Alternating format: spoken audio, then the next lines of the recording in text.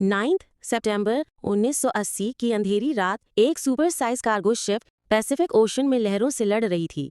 Titanic से भी बड़ी और 16 फ्लोर्स जितनी ऊंची इस शिप को अगर स्टील का किला कहा जाए तो गलत नहीं होगा। लेकिन सिर्फ चंद घंटों के बाद इसका कोई नामो निशान नहीं रहा। ना कोई रेडियो सिग्नल आया, ना समंदर में कोई तैरता हुआ मलबा मिला। लाखों टन वजनी शिप बिना किसी निशान के अचानक कैसे गायब हो गई? अथॉरिटीज़ की जानिब से 20 सालों तक दुनिया को सिर्फ एक ही बात बताई गई कि बस शिप डूब गई है। लेकिन जब क्रू में मौजूद एक शख्स के बाप ने सच्चाई का पता लगाना शुरू किया तो जो कुछ समुंदर के नीचे छुपा था उसकी आंखें खोलकर रख दी। मल्टीमीडिया चैनल हॉर्स की वीडियोस में एक बार फिर से खुशामदीद। नाज़रीन, 9 सितंबर 1980 की शाम पैसिफिक ओशन की गहरी लहरों को चीरता हुआ एक बेपनाह बड़ा कार्गो शिप MV ड्रबशायर जापान की तरफ रवाना था। लेकिन उसी वक्त ईस्ट की तरफ से एक और मेहमान उसकी तरफ बढ़ रहा था, टाइफून ऑर्किड, एक तूफान जो हर घंटे के साथ और भी ज़्यादा खतरनाक होता जा रहा था। MV डर्बीशायर पिछले 8 हफ्तों से मुसलसल सफ़र कर रही थी। कनाडा के आयरन माइन से 1,53,000 टन लोहा उठाने के बाद अटलांटिक ओशन को पार किया, अफ्रीका के सदन किनारे से गुजरी और इंडियन ओशन की लहरों को झांकती हुई अब आखिरी मंजिल के करीब थी। शिप पर 43 तजुर्बाकार लोग, जिसमें इंजीनियर्स, हेल्पर्स और एक्सपर्ट शामिल थे, अब बस अपने सफ़र के आखिरी चंद घंटे गिन रहे थे। लेकिन शायद किस्मत को कुछ और ही मंजूर था। शिप के कैप्टन जेफरी अंडरहिल, जिनको 20 साल का एक्सपीरियंस था, वो इस मिशन के जिम्मेदार थे। उनकी बीवी भी इंग्लैंड से जापान आ चुकी थी, लेकिन उनका मिलना अब सिर्फ एक ख्वाब बनकर रह जाएगा। कई दिनों से कैप्टन अंडरहिल वेदर रिपोर्ट्स पर भरोसा कर रहे थे। वो अपने कैरियर में ऐसे कई तूफान देख चुके थे। उन्हें यकीन था कि डर्बशायर टाइफून को आसानी से फेस कर सकती है। इस मुकाम पर सेफ हार्बर भी काफ़ी दूर था, लिहाजा तूफान से लड़ना ही आखिरी हल था। कैप्टन ने स्पीड कम की और शिप की डायरेक्शन लहरों की तरफ थोड़ी सी घुमा दी। तूफान के दौरान शिप्स आमतौर पर ऐसा ही करती हैं ताकि स्टेबिलिटी बरकरार रहे। साथ ही कैप्टन ने एक इमरजेंसी मैसेज भी सेंड किया, जिसमें उन्होंने हालात के बारे में आगाह किया और शिप की करंट लोकेशन भी भेज दी। पर तूफान का गुस्सा बढ़ता जा रहा था। लहरें 10 मीटर से भी ऊंची हो चुकी थीं, कुछ तो डर्बिशर के बराबर की लंबाई तक जा चुकी थी। 1000 फीट लंबाई के साथ डर्बिशर टाइटैनिक से भी लंबी और चौड़ी थी और इसकी ऊंचाई 16 स्टोरी बिल्डिंग जितनी। ये कोई आम शिप नहीं, एक state of the art steel का किला था और इसको बनाया ही दुनिया के सबसे खौफनाक समंदर से टकराने के लिए था। और इसीलिए ही कैप्टन के लिए टाइफून ओकेड एक मामूल का हिस्सा लग रहा था। लेकिन समंदर की अंधेरी गहराइयों में कुछ ऐसा होने जा रहा था जो किसी ने कभी सोचा भी नहीं था। इसी रात 2 और बहरी जहाज भी इस टाइफून का मुकाबला कर रहे थे, लेकिन अगली सुबह वो दोनों जहाज तो सही सलामत पोर्ट तक पहुंच गए, लेकिन MV डर्बिशर का कोई अता पता न चल सका। ये स्टील का किला अचानक कहीं गायब हो गया, बिना किसी निशान के। आने वाले 20 सालों तक दुनिया को ये समझ ही नहीं आया कि आखिर उस रात क्या हुआ था। 9 सितंबर 1980 की शाम MV डर्बिशर ने आखिरी बार रेडियो मैसेज किया था। इसके बाद ना कोई डिस्ट्रेस कॉल, ना कोई फाइनल मैसेज, और फिर अगले 6 दिनों तक खामोशी का एक भयानक समा। शिप के ओनर्स ने भी इसे मिसिंग रिपोर्ट नहीं किया। शायद उन्हें यकीन था कि बस रेडियो कांटेक्ट टूट गया है और डर्बिशर फिर से समंदर के किनारे कहीं नजर आ जाएगी। लेकिन दिन गुजरते गए पर डर्बिशर की कोई खबर नहीं आई। 15 सितंबर को पहली दफ़ा शिप की गुमशुदगी की फिक्र महसूस की गई। एक इंटरनेशनल सर्च मिशन लॉन्च किया गया। हेलीकॉप्टर्स, एयरप्लेन्स, नेवल शिप्स सब समंदर की छाती पर डर्बिशर के आखिरी कोऑर्डिनेट्स को अच्छी तरह छान मारते हैं। लेकिन इतने बड़े बहरी जहाज का एक टुकड़ा भी कहीं तैरता हुआ ना मिला। 6 दिनों के बाद सर्च ऑपरेशन बंद कर दिया जाता है। अथॉरिटीज़ ने ये कहकर मामला रफा दफा कर दिया कि बस समंदर ने उसे निगल लिया, और ये नतीजा फ़ौरन बिना किसी इन्वेस्टिगेशन के निकाल लिया गया। जिस तेजी से सर्च ऑपरेशन और इन्वेस्टिगेशन खत्म हुई, उसी तेजी न्यूज़ कवरेज की ग्रू के फैमिलीज़ ने कई रिक्वेस्ट भेजी, लेकिन उन्हें सिर्फ इतना बताया गया कि इन्वेस्टिगेशन करने जैसा कुछ है ही नहीं। मरने वालों के खानदान से ये बात हजम ना हुई। उनको ऐसा लग रहा था जैसे कोई बात जानबूझकर छुपाई जा रही हो। MV डर्बिशर एक स्टील का आलमगीर जॉइंट था जो ब्रिटेन के मशहूर स्वान हंटर शिप यार्ड में सिर्फ 4 साल पहले बनाया गया था। एक ऐसी शिप जो 1.5 लाख टन से ज़्यादा माल ले जा सकती थी और जो 20 साल पहले तक की शिप से 4 गुना ज़्यादा लोड उठा सकती थी। लेकिन इस दफ़ा बात सिर्फ साइज़ की ही नहीं थी, डिज़ाइन भी नया था और डर्बीशर एक OBO कैरियर थी। यह नए ज़माने की एक ऐसी शिप थी जो एक साइड से ऑयल जबकि दूसरी साइड पर आयरन ओर भर के ले जा सकती थी। इसका सबसे बड़ा फ़ायदा शिपिंग कॉस्ट को कम करना था और इसी वजह से ये कभी भी खाली लौटकर नहीं जाती थी। अगर ऑयल छोड़ा तो वापस आयरन ओर ले जाती थी, यानी शिप हमेशा चलती रहेगी और कंपनी को फ़ायदा देती रहेगी। ट्रेडिशनल शिप्स के मुकाबले में एमवी डर्बिशर 30% तक ज़्यादा रेवेन्यू बना सकती थी।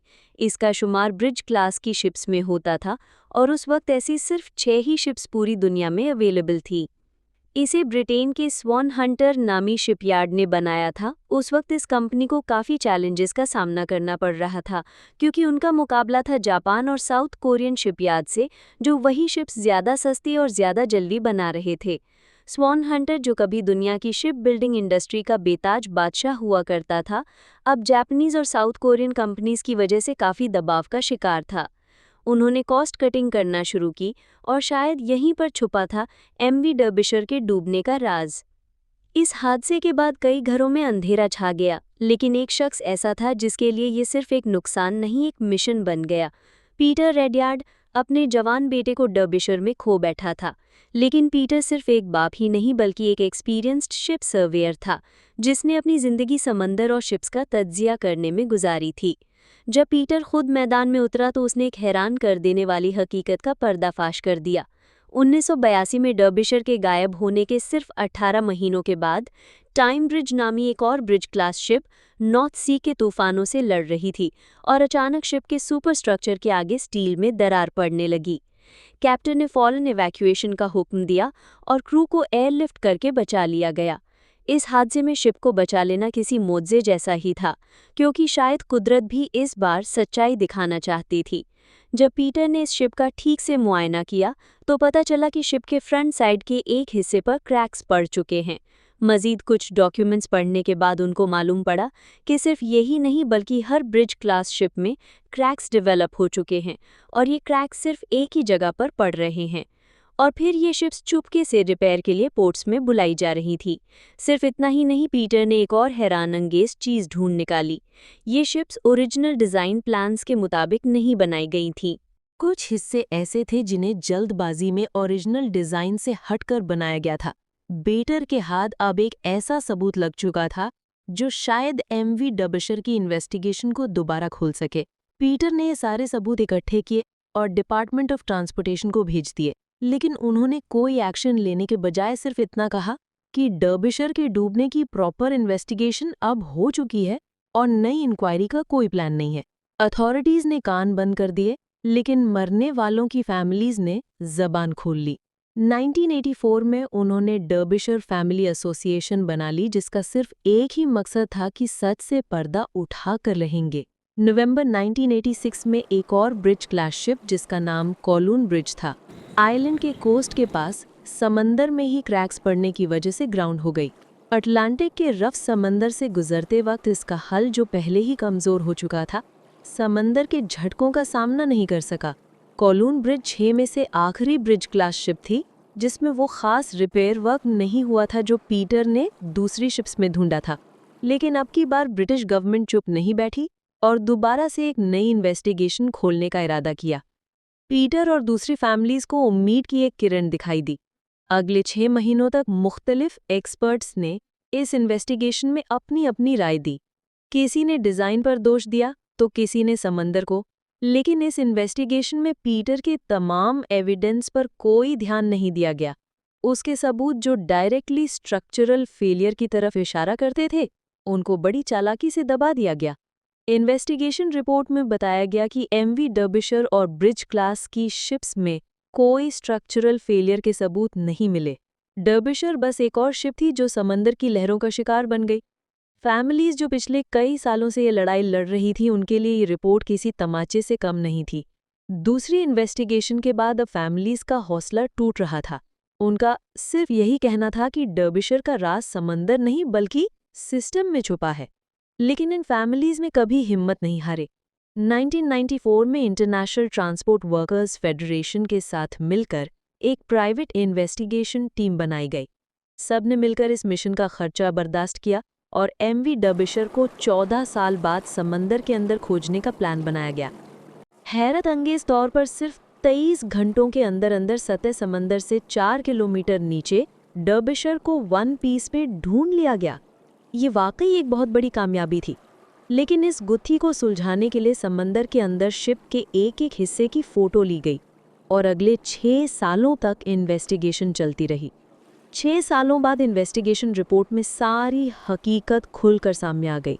मालूम पड़ा कि शिप के सबसे आगे एक स्टोर बना होता है जिसे बोसन स्टोर कहते हैं। इस स्टोर में डेक मेंटेनेंस का इम्पोर्टेंट सामान रखा होता है, जैसे रस्सियां, टूल्स, चेन वगैरह।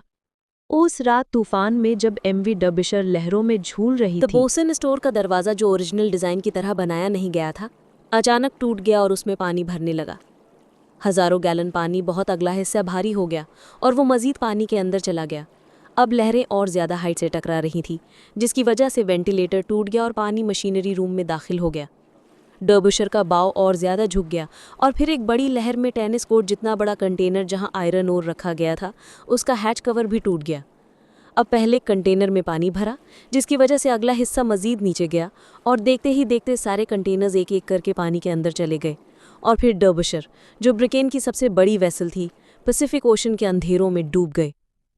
जब इन्वेस्टिगेशन रिपोर्ट को शाया किया गया तो मालूम पड़ा कि जिस कंपनी ने ये तमाम ब्रिज ग्लास शिप्स बनाई थी, उन सब के बोसन स्टोर के पास क्रैक्स थे और सभी के हैच कवर्स नाजुक और स्टैंडर्ड के हिसाब से नहीं बनाए गए थे।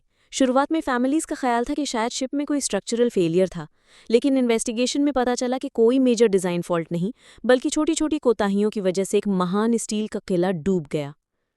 1970 के दौरान हर साल कई शिप्स डूब जाती थी।